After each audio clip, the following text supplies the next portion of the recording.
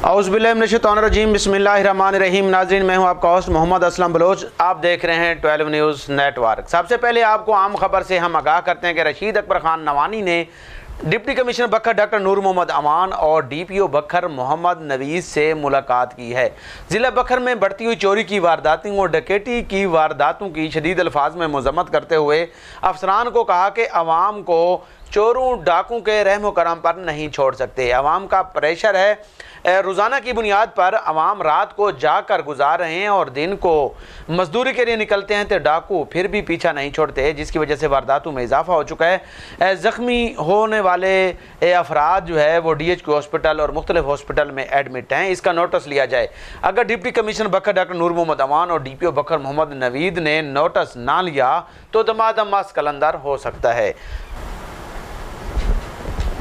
बखर के नवाई इलाका कलूर कोट में पसंद की शादी में नाकामी पर जोड़े ने थल केनाल में छलांग लगाने की कोशिश की। लड़की बाल बाल बच गई जबकि लड़के ने थल केनाल में छलांग लगा दी। रेस्क्यू 112 ने लाश की तलाश के लिए रेस्क्यू ऑपरेशन शुरू कर दिया। मोहम्मद अमार वल्द मेहरबान, जो कि कलूर कोट के इलाके का रिहायशी है, किसी लड़की से मोहब्बत की शादी करना चाहता था। नाकामी पर लड़की और लड़के ने दोनों मशावरात से खुदकुशी की कोशिश की। दोनों ने थल केनाल नहर में छलांग लगाने की कोशिश की। लड़के ने थल केनाल नहर में छलांग लगा दी। लड़की बाल बाल बच गई, उसने छलांग ना लगाई।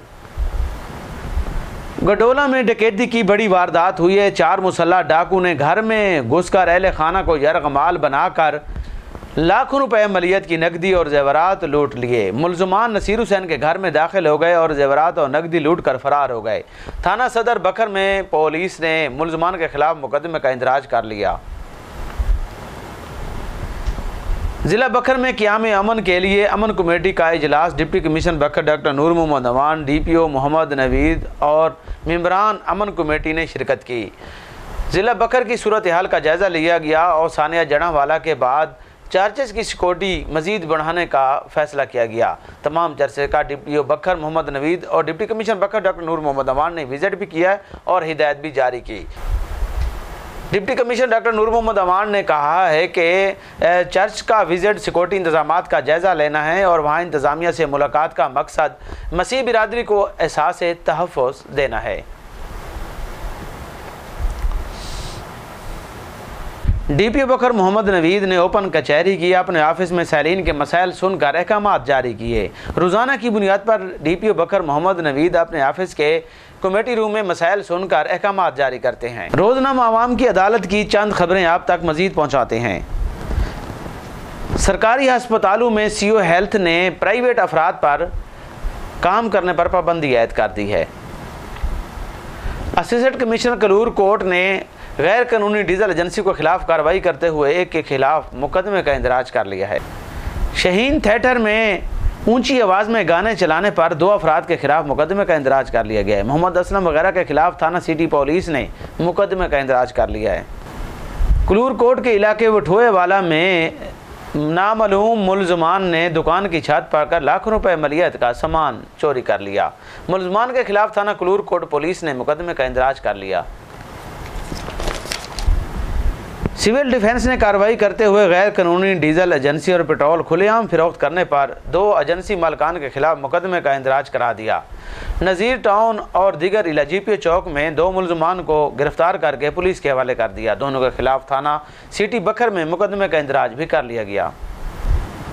साबिक वज़ीर आला पंजाब चौधरी परवेज़ इलाही का जिस्मानी रिमांड मज़ीद बढ़ा दिया गया। परवेज़ इलाही का 29 अगस्त तक जिस्मानी रिमांड मंजूर कर लिया गया है।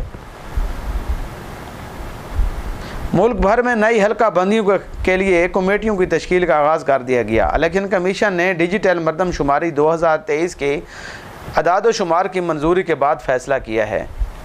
आम इंतखाबात के मामले में कोई कोताही बर्दाश्त नहीं की जाएगी, इलेक्शन कमीशन का फ़ैसला। निगरान हुकूमत इलेक्शन पर किसी तौर पर असरअंदाज होने की कोशिश नहीं करेगी।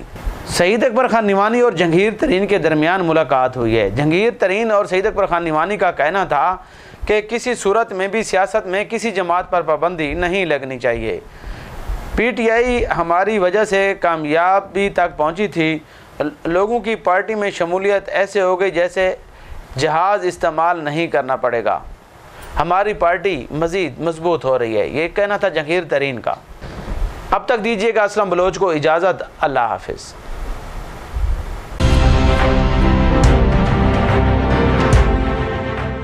ट्वेल्व न्यूज़, खबर से तहकीक तक।